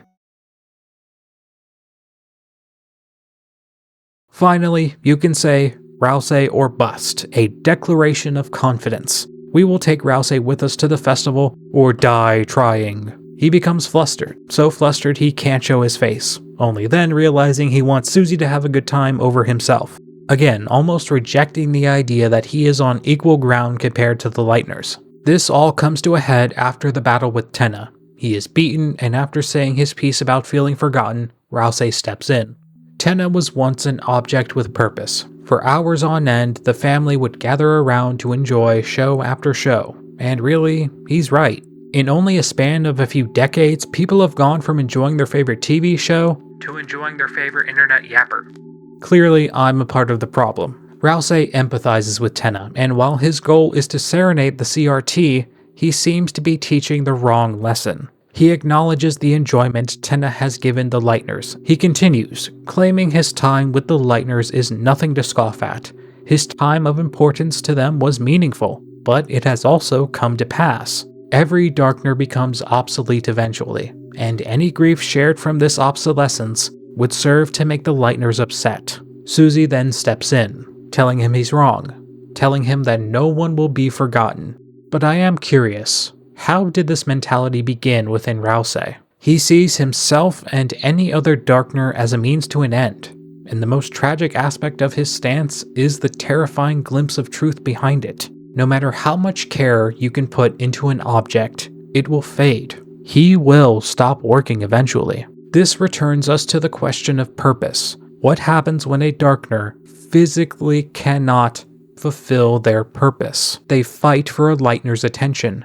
The sheer power of their ability to give an object meaning is what keeps a Darkner alive. Ralsei has taken this idea and given us a pretty surprising deduction, given he's usually seen as happy or cheerful. This Doomer-esque take on the lives of Darkners seems to be the conclusion Ralsei has come to. Darkners are objects, and they have a purpose, but if they ever lose their ability to fulfill that purpose, they are no longer useful to the Lightners, and the disposal of said Darkner is only natural. This is the conclusion Ralsei has come to, and I don't think he has come to this conclusion without proper evidence. Even the Spade King somewhat shared in this mentality, claiming the Lightners abandoned him. All of Chapter 1's Darkners were in the unused classroom after all. No children to play cards, no games with dice, just an empty room with things collecting dust. It would seem this is the fate of several objects, and it takes a person like Susie to come along and give purpose to those objects again. That is her character. Seeing the hope in situations that wouldn't normally have it. That is who she is. Luckily, we find Tenna a new home with Mettaton. But what of the other Darkners? Well, that's what I think Ralsei has thought of. He is the one who wants us to bring Darkners back to Castletown.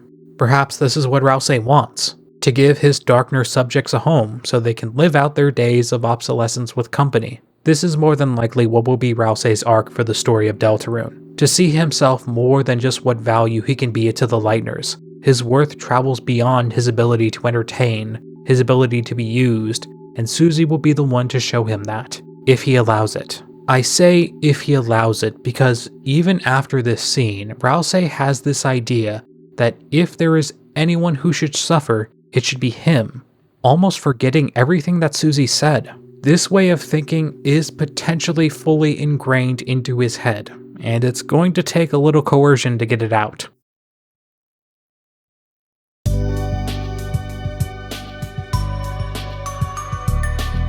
Hello everyone, and welcome to the Ralsei video community section. Just like before with Susie, I asked people on the Discord server to share their ideas about Ralsei.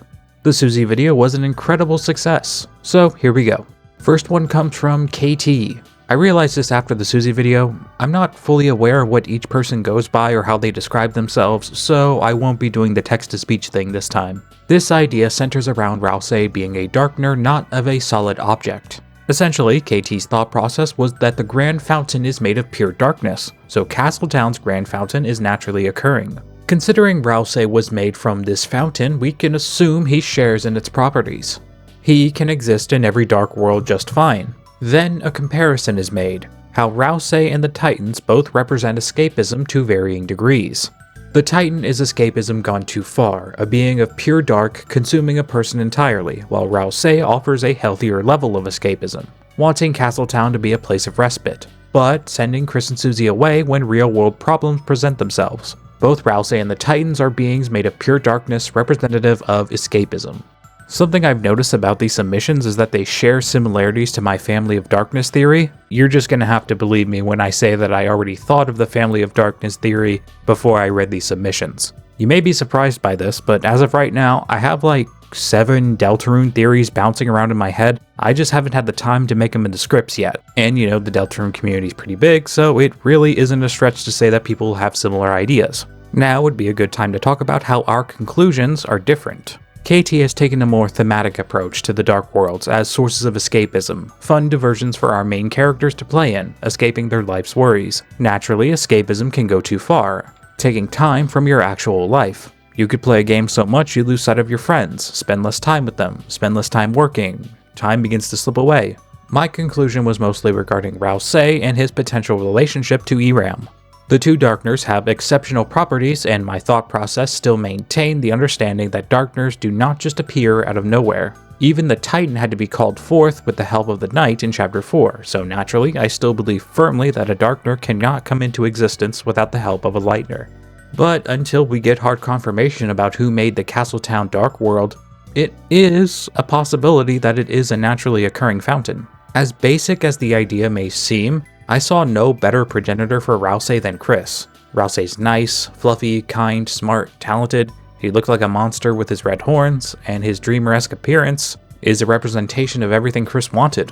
I am 75% with this theory. As you know, I came to a very similar conclusion.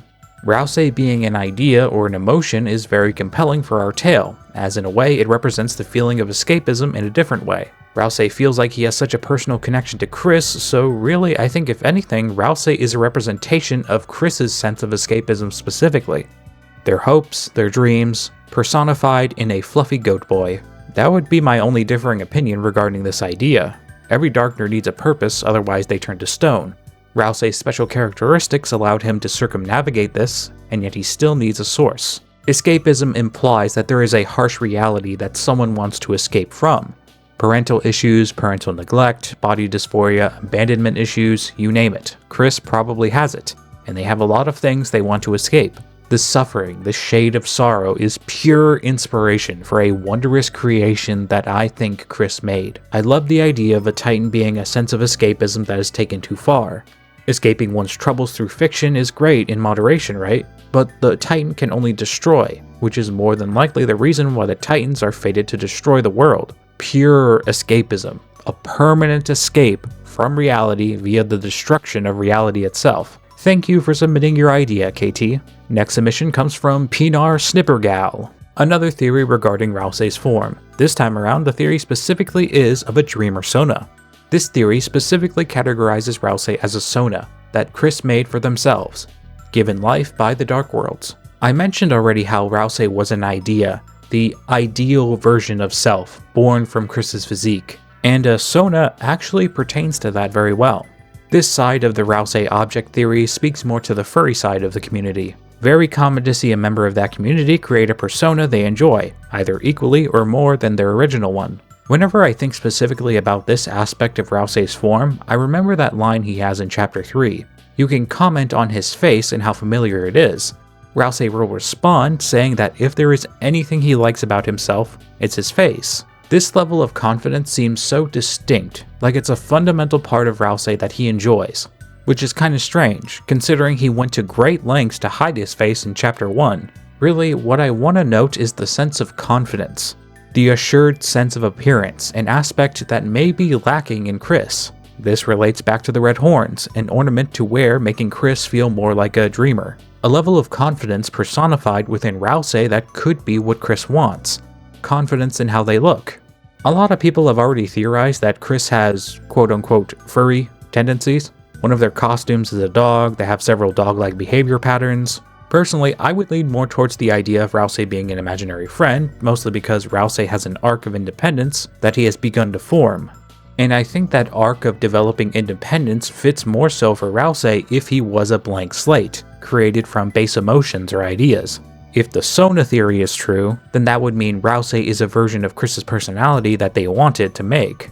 But if the imaginary friend theory is true, then that means Ralsei was created as a blank slate, and over time has developed his own sense of self and independence.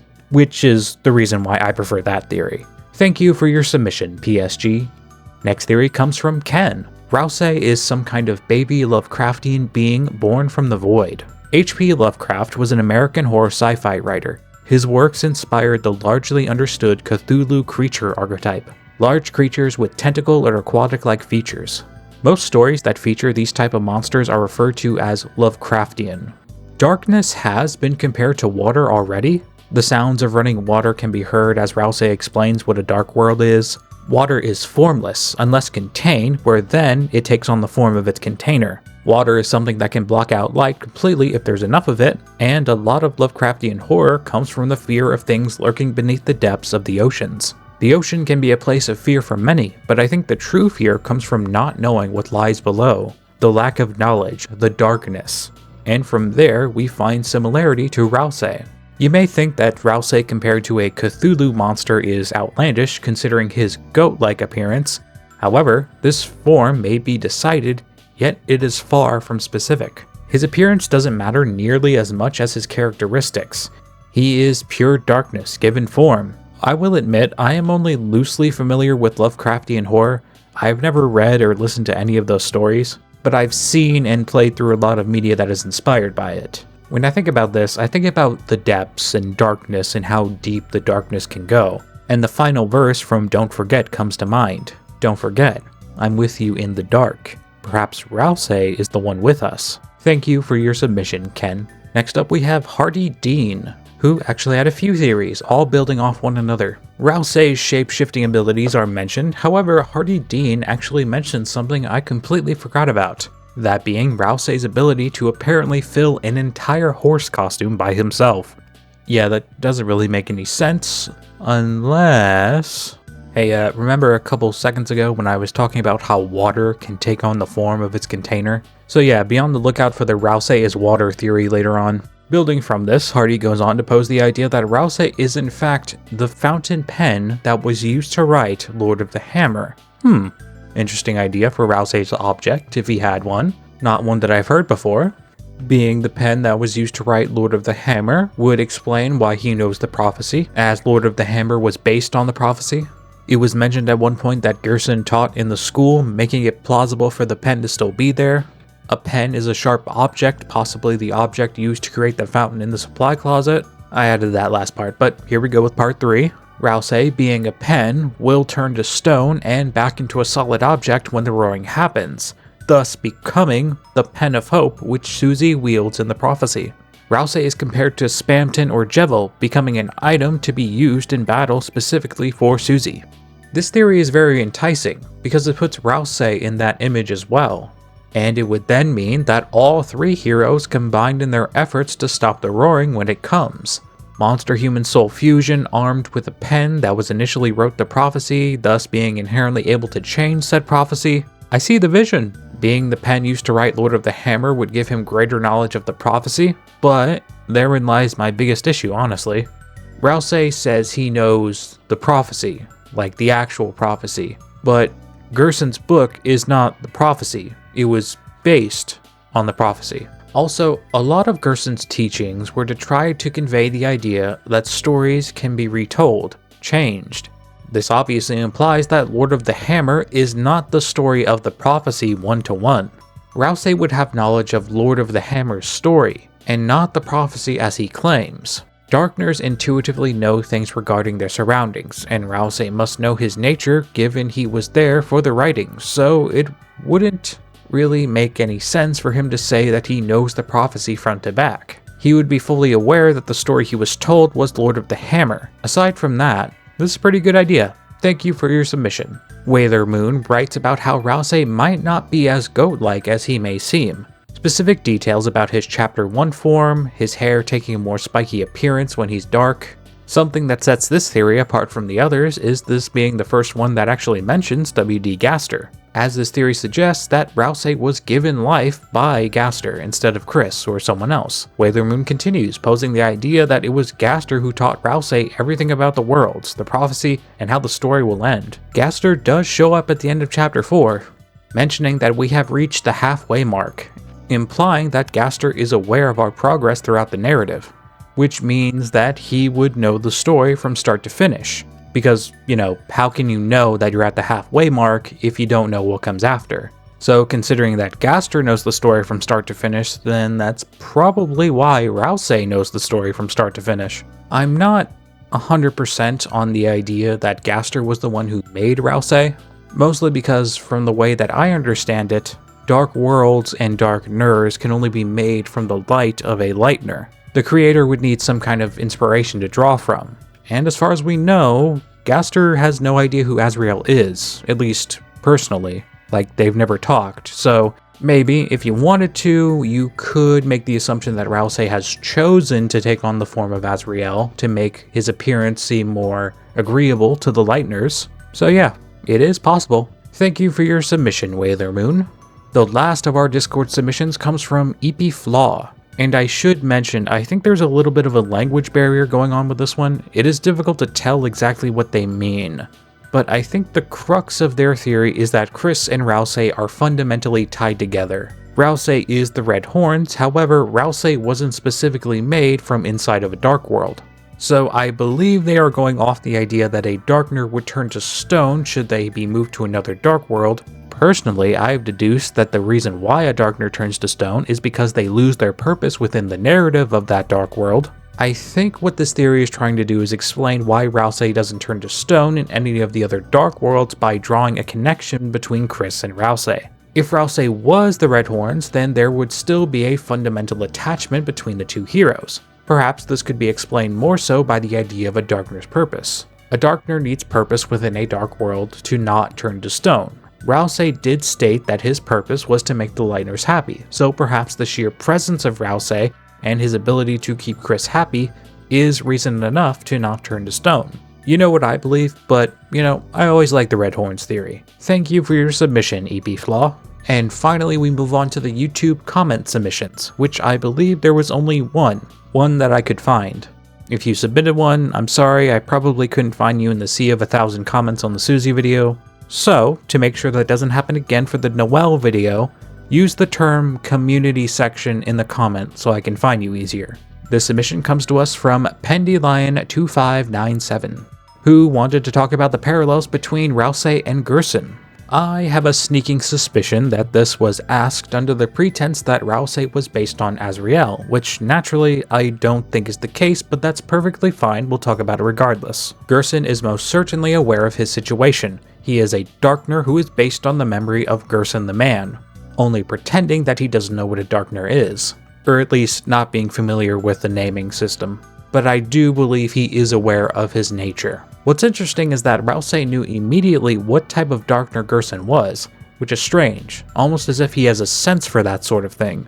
So it seems as though Gerson could have also felt something similar with him. I truly don't think that Ralsei was based off of Azrael, and rather Ralsei's dreamer form was born from a mix of things involving Chris, their dreams of looking more monstrous and belonging to their family. I also don't really think Ralsei is the same type of Darkner as Gerson. Darkners of Gerson's type only appear in specific darknesses, as in they're rare, not something you can see in every dark world. But Ralsei has no problem showing up in any dark world he wants. I think that Gerson was a very specific circumstance, and unfortunately that means we probably won't be seeing him again. But never say never. Thank you for your submission, PendyLion.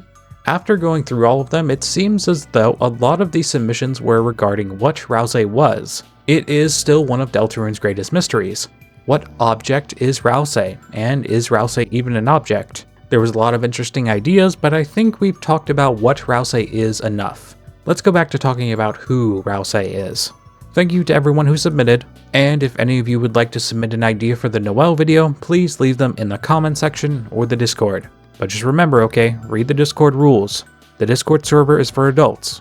If you are found on the Discord server to be under the age of 18, you will be banned. That's the rule. Okay, moving on.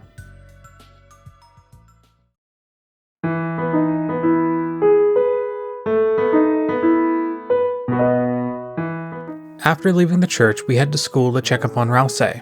As before, he affectionately greets his friends, overjoyed that they are back even though they have only been gone for a few hours. This could just be a Ralsei quirk. He does care about the Lightners and seemingly wants them to stay in the castle town rather than leave. I actually theorized about this in the past. There appears to be a disparity between how time passes in the dark world compared to the light. However, this is more than likely a byproduct from a sense of dissonance in the narrative. Chapter 1 starts in the morning and ends at night despite being the shortest chapter, while Chapter 3 takes longer than Chapter 1, but it's still nighttime when they're done with Tenna. Honestly, it just seems like time passes in the light world however long the narrative needs it to, so really for now it's most likely that Ralsei suffers from separation anxiety. What follows is the fun gang establishing a game plan. Last night, Undyne not only discovered the existence of the Dark Worlds, but was captured by the Night. Susie expresses her worry while trying to hide it in typical Susie fashion. While Ralsei is not necessarily dismissive of Susie's worry, he makes it a point to try to quell it. He wants the castle town to feel like a safe haven for her, a nexus of escapism where things are not as bad as they appear in the light world. This would be the perfect time to talk about Castletown as a whole. This is Ralsei's kingdom, and post Chapter 2 he has made a few changes. The individual shops seem to be under the control of the Darkners, but the individual rooms are made by Ralsei himself. He made a room for Chris, Susie, Queen, Lancer, and all of Chapter 3's Dark World residents. The appearance of Castletown seems to be changing as well.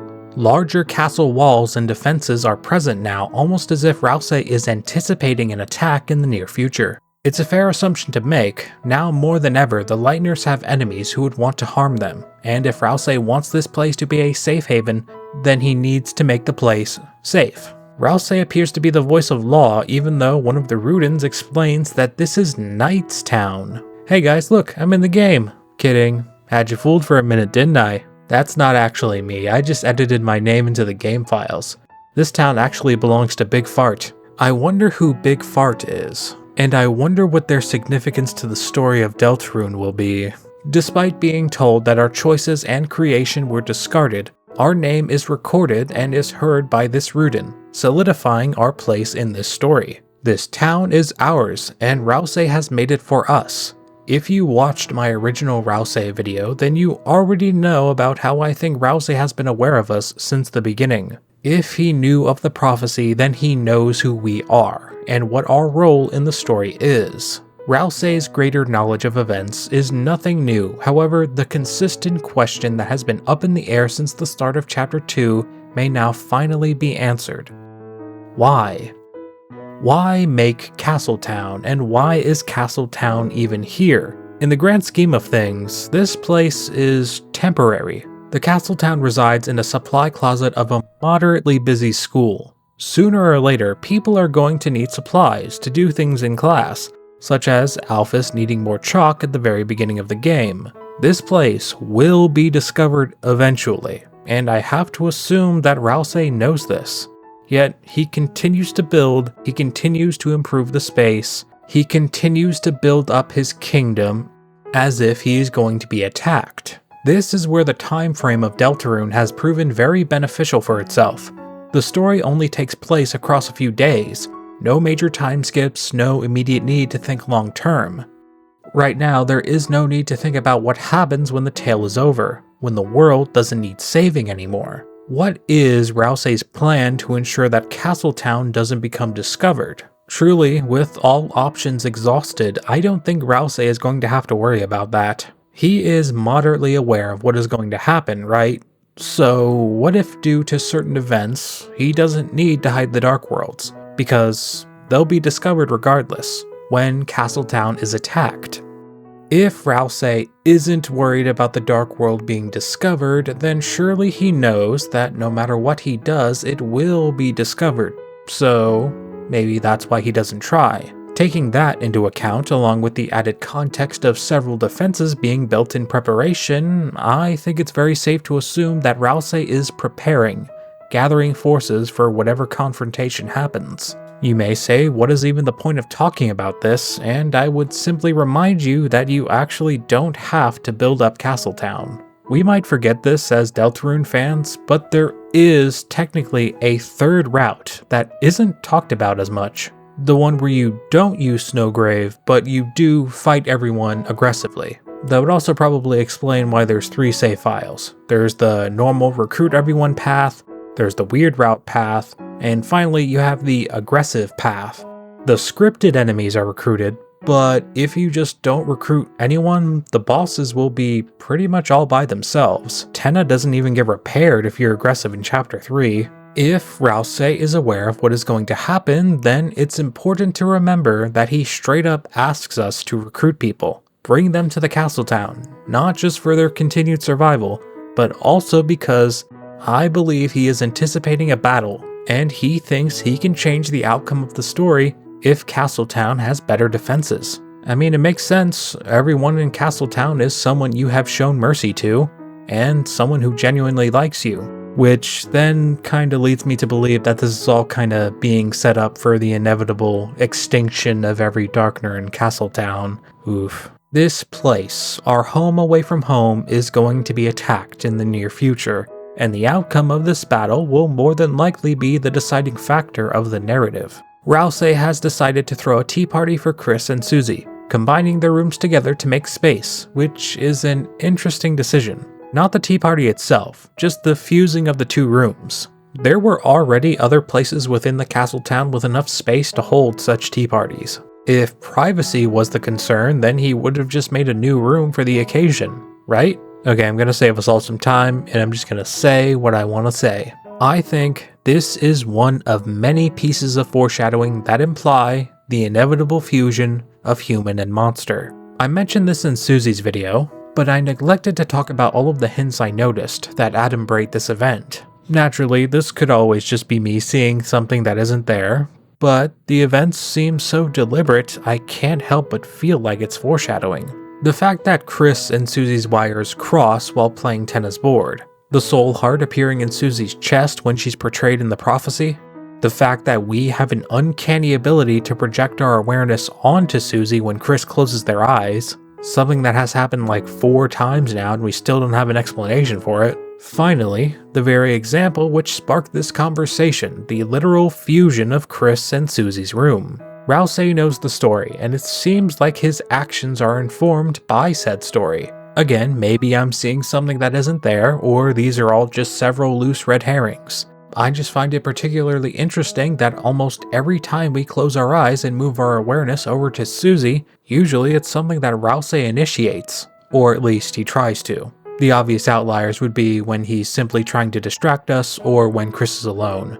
But still, the pattern is there. This is only a small percentage of the subtext in this scene, as the majority is occupied by Ralsei and Susie taking note of each other's emotional growth. Ralsei compliments Susie, citing how much her actions have changed since they met, making sure to point out her emotional growth rather than say that she has magically changed who she is. Susie carries a similar sentiment, citing Ralsei's intense change. In Chapter 1, he was clean, sterile, and thought that absolute cooperation was the only way to handle things. Yet now that Chapter 4 rolls around, he is the one that tells us that we need to fight the Titan, as well as killing the armor in one shot to help Chris and Susie. Ralsei's perceived worth and purpose are exemplified further during this tea party. He serves the Lightners, literally being the one to pour them the tea. As long as the Lightners are happy, he is happy, and refuses to even allow himself the fruits of his own labor. He bakes cakes, gives them rooms, while simultaneously refusing to eat said cake or making a sufficient space for himself. He sees self-care as selfish, almost turning a fundamentally virtuous facet of his character into something self-destructive, or even toxic. Susie naturally refuses to let this stand. Ralsei made the cake, so he needs to at least try it, which he does. Shocked at the sweetness of indulgence, he soon passes his shock to Susie, when she learns that he has never eaten cake before. Which, come to think of it, is kind of funny because, technically, if you get the top cake, or even the spin cake from the chef in Chapter 1, you could potentially make Ralsei eat it, so in a way, depending on what you did in your playthrough, Ralsei did eat cake before. But what's most striking is that Ralsei almost rejects it. This rejection of self-indulgence continues when we get to his room. We walk in to find it empty, devoid, lacking any features whatsoever. It doesn't even have proper walls. Ralsei doesn't need a room. He would never need a room, so why would he ever make one for himself? It is here he lays out the facts, the reason why I think he is so thoughtful of the Lightners and not himself. Making the Lightners happy is Ralsei's purpose. Aside from that, nothing else really concerns him. Possessions, otherworldly attachments, belongings serve no purpose for him. Something important to note is that Ralsei did not want us to see this room. He made the terrible excuse that the room was dusty, meaning we can't go in, a warning Susie naturally ignores. Either out of embarrassment or anticipating his friend's reactions, he didn't want us to see that he had nothing. It's almost as if he knew that Susie would react this way. Seeing this empty husk of a room would make them upset, and as we just established, his purpose is to make them happy,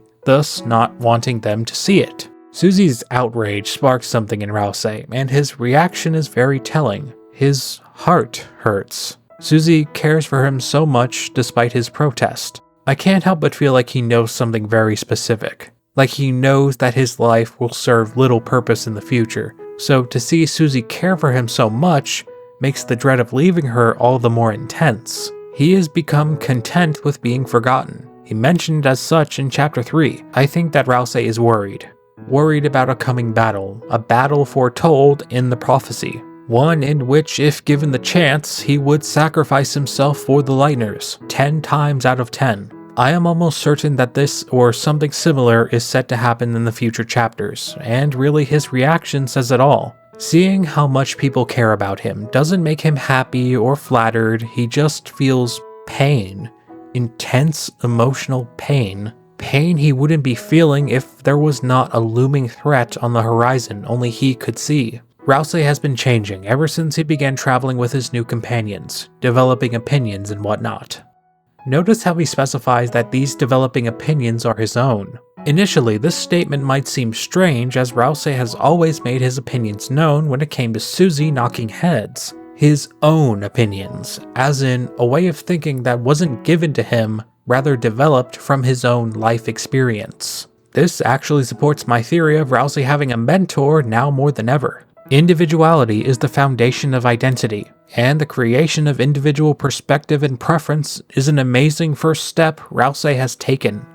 We can't say for sure yet, but it makes you wonder, will this affect how Ralsei perceives his existence? Ralsei's purpose is to serve the Lightners. This purpose has almost become paradoxical, in such that serving the Lightners makes them upset as they would rather see Ralsei take an equal amount of care in himself. Susie wants Ralsei to have things, to enjoy his work, to share in the fun to be had inside the Dark Worlds. Yet this may be something he just can't bring himself to do. There is the potential complexity added when we take into account how Darkners are able to exist in the first place. I am almost certain that the thing that makes a Darkner turn to stone is their loss of purpose. When they lose their purpose, they lose their place in the narrative. So if Ralsei were to ever fail and the Lightners become unhappy, what will happen to our little goat boy? The time has come. Let's talk about Ralsei's lowest moment within the story so far.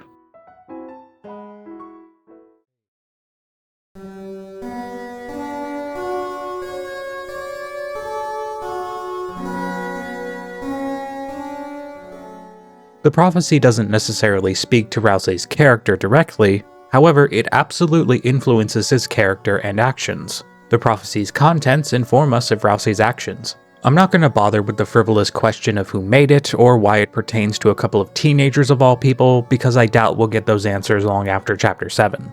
Instead, we are going to discuss the nature of it, as well as the potential ending which Susie destroys. It would be a wasted opportunity to talk about Ralsei's character and not mention the prophecy. So let us see if we can discern what has Ralsei so shook.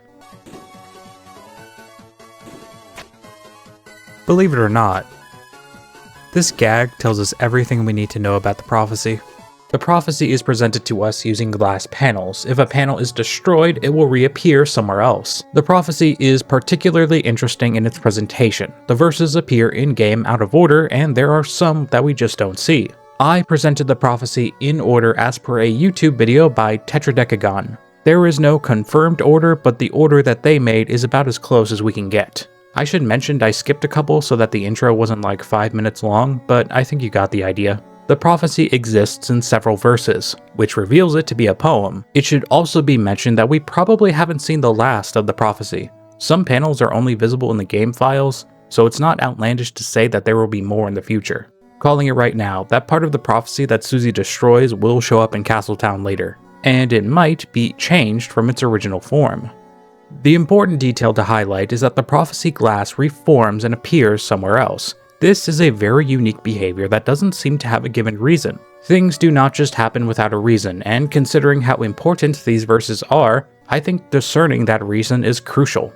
The way I see it, either they are being reformed by an outside force, or they were given this special property when the world was made, both reasons being equally strange. Either way, this property gives the prophecy a greater importance compared to anything else, as the only other object we see appear in other places would be the tree which hides the man. For the record, I don't think that these places are connected, I just think they are equally important. When it comes to the reason, I am leaning more towards the idea that they just have this property. As per device theory made by Molly Stars, there is a very good chance that this is due to the programming of the device. If you don't know what the device theory is, first of all, where have you been? It's like the most well-documented theory on the platform, as well as one of the most well put together ones.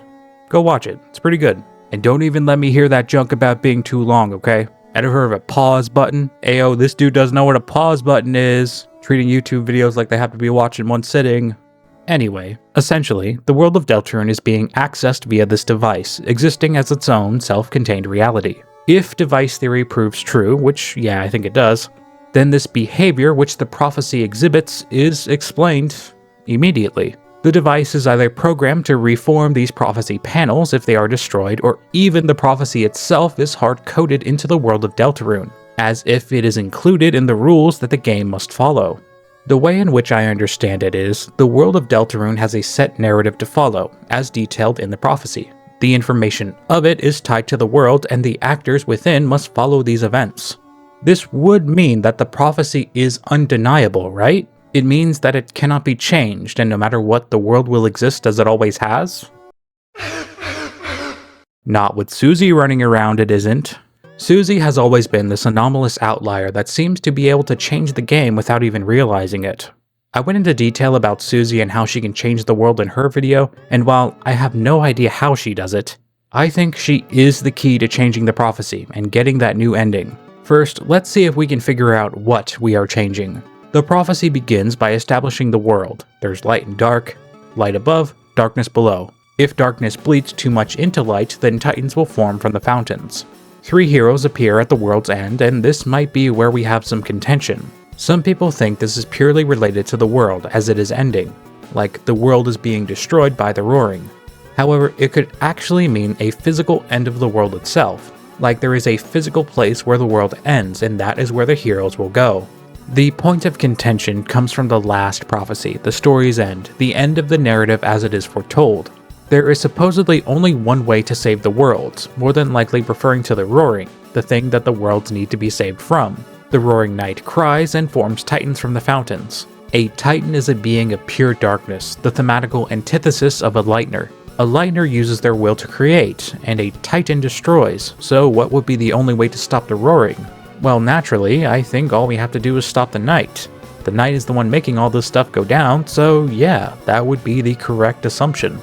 Yet, that isn't what the prophecy says considering Susie's reaction. If the prophecy said that we just have to stop the night, then Susie wouldn't have been so afraid. Perhaps the prophecy tells of a moment where Chris will have to be killed by Susie, or even vice versa, something she would never allow to happen under any circumstances. It could be that the only way to actually beat something as powerful as the Roaring Knight, they would have to combine their power, forming that monster-human fusion I was talking about earlier. It would be a pragmatic decision that Susie rejects because that would mean that her friend would cease to exist altogether. Whatever this one way is, it is something Susie is not happy with. At this point, I feel like I know Susie pretty well. Sure, she does have a sense of self-preservation. Everyone does. But if it was something about her specifically, then I think she would just be startled at best. This panel made her pissed. So pissed she punched it almost immediately. It was like an instinctual gut reaction she had. Then she refuses to even talk about what she saw, and leaves right after staining Ralsei's face with her blood. Ralsei did not want Susie to see this, as in it would give her knowledge or even instill doubt. After Susie leaves, Ralsei opens up about his plan. He thought that once we got here to this part of the story, something would change. If we were just nice to everyone, things would change. I think this was an extreme, almost cartoonish level of wishful thinking on Ralsei's part. Waiting for things to change doesn't change things. Changing things changes things. And like I said, Susie has already been known to change things. Ralsei has noticed Susie's change. He sees how kind and thoughtful she is, and realizes that her care for her friends overrides her decisions on most things. Knowing this, he probably knew that Susie would refuse to go along with whatever this prophecy said. After she sees it, Ralsei begins to apologize profusely, which honestly makes me even more confused about what it could be. Is he apologizing for allowing Susie to see it? Is he apologizing for what the prophecy says? Is he apologizing for not telling her initially? I really have no idea. I'm so lost about what this prophecy says that genuinely I'm starting to think that maybe we shouldn't even really care what the prophecy said. If you want a genuine answer from me, I would say that the prophecy said something along the lines of, "It is the dragon the human must slay. The empty cage the girl will slay." I'm pretty sure it says slay at some point, considering that it has to rhyme with the previous word. The thing is, I theorize about all of this stuff regarding the prophecy because this is what the community is interested in. But truly, I don't think the prophecy really matters that much. Maybe it's just me looking at this from a meta perspective, but I've seen stories like this before where it's like, oh no, there's this big prophecy and it says something really bad will happen and that's what the plot is about. But by the end, the prophecy did not determine our lives and we should just take responsibility for our own actions. Or something like that. Rarely have I seen a story which contains a prophecy and that prophecy was 100% accurate. And I think Deltarune of all games will more than likely follow this trend. Honestly, we don't even really have to speculate. Remember this scene I was talking about earlier, this gag? If you travel all the way to the right-hand side of the church dark world, this panel will appear, claiming that the queen's chariot cannot be stopped. Reading that and finding this later, it immediately clicked in me to say, oh, look at that. What was that? Supposed all-knowing prophecy? The what can't be stopped? Oh, well look at this chariot here, which belongs to the queen, traveling at a whopping 0 miles per hour. What now, prophecy? Huh? Now I should mention, someone on my Discord server actually brought this to my attention. The sprite used in the actual prophecy panel is swapped, like it's angled to the left, while this one is clearly angled to the right. So it might be a different chariot the prophecy is referring to. Most if not all of the other panels are symmetrical, but this isn't fully cut and dry. The girl from the prophecy is also facing in that direction, so really it's anybody's guess if the orientation actually matters. The thing is, whether the sprite is correct or not, the wording is contradictory enough. And even at this early point in the story, I would say that the prophecy has already started to contradict itself. Now that is for the people who still want to believe in the prophecy, but like I said, I don't think the prophecy really matters that much. Like I also mentioned in the Susie video, I think that this is one of the fundamental lessons that Gerson was trying to teach Susie, and us as a result. Stories change, they can be rewritten, and it depends on the author. And once Susie realizes that she carries the pen of hope, she's going to realize that she can start making changes wherever she wants. And, arguably, she already has. Something very interesting happens when Susie breaks the prophecy panel. Look closely at the colors in this scene. When approaching the final prophecy, the area is covered in this magenta haze, similar to how things looked in the second sanctuary. She shatters the prophecy glass, and it happens. A wave of energy can be seen traveling outward, changing the landscape back to normal as well as the other prophecy panels. This is the only time this ever happens. It doesn't happen when Chris breaks the glass, it doesn't happen when Gerson breaks the glass, it only happens in this scene. Since I have had more time to think about this detail, I truly believe that in this moment, Susie changed the prophecy. She just didn't realize it. Just like when she made Ralsei able to act. Just like when taking away our choices. Just like how she can tell us no when we try to take items from her. Susie changed the game with her will. Your will is a representation of what you want, and Susie wants nothing more than her friends to be okay. So with her strength, she struck back. She changed the game, thus changing the prophecy. I have a feeling that when that part of the prophecy reforms, it'll say something different. Or, you know what? It probably won't reform at all. The prophecy, like many other things, can be changed. She's done it before, and I am certain she will do it again. With the pen of hope in her hand, she will write a new ending in which no one is forgotten. Ralsei has put absolute stake into this prophecy. As far as he's concerned, this is law. He has come to value Susie tremendously, and as we have discussed, he puts the happiness and well-being of the Lightners above his own, and any other Darkner for that matter. He temporarily puts aside his job of sealing the fountains so Susie can enjoy some time playing games in Chapter 3. He cares for his Lightners, as is his purpose, and this prophecy may have served to make them upset, thus failing in his purpose. These circumstances would normally lead to him ceasing to exist, yet in a manner of speaking, Susie has saved him by holding on to hope, thus leading Ralsei to another realization. Friendship isn't about being happy all the time. Happiness isn't a requirement for friendship, so even though Susie might not be happy with him, she is still his friend, and she will continue to be his friend until the sun explodes. Ralsei tries to emulate her optimism, yet he can't. He tries to hide his emotions behind his smile, but he can't. The pain is too much. The pain of knowing. The pain that no matter what he does, his fate will not change. He hides his face, then he hides his pain. And as I played this, I can't help but wonder if he has done this before. Hide his pain behind a smile. If you are the literal devil incarnate, then you might have told Ralsei to keep smiling. I'm joking, right? But this option only reinforces this toxic positivity which Ralsei has exhibited in the past. You will never catch me picking this option.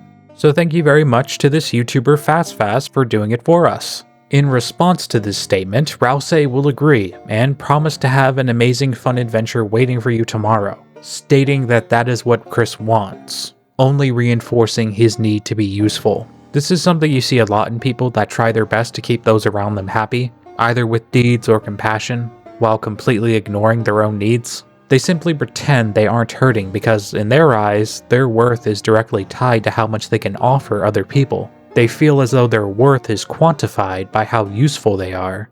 So they hide, out of fear. Fear that if they stop being useful, they will be left behind.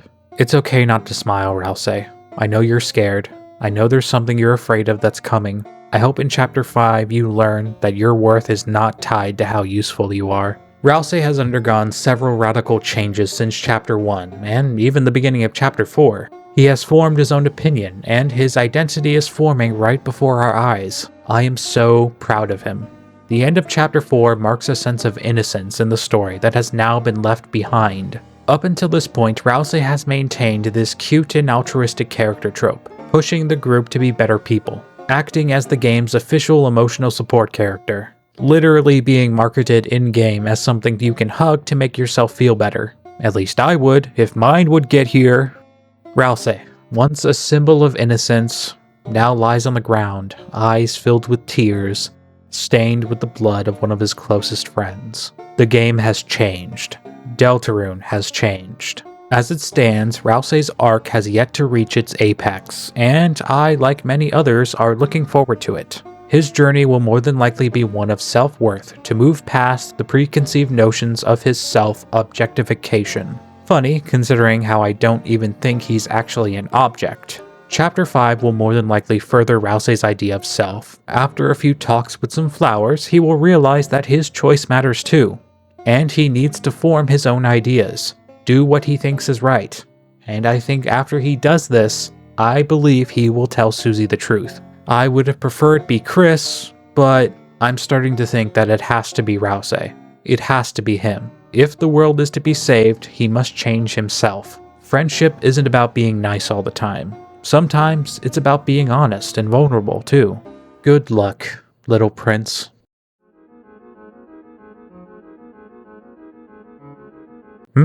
What? Oh, you probably thought I was gonna start teasing the Noelle video, didn't you?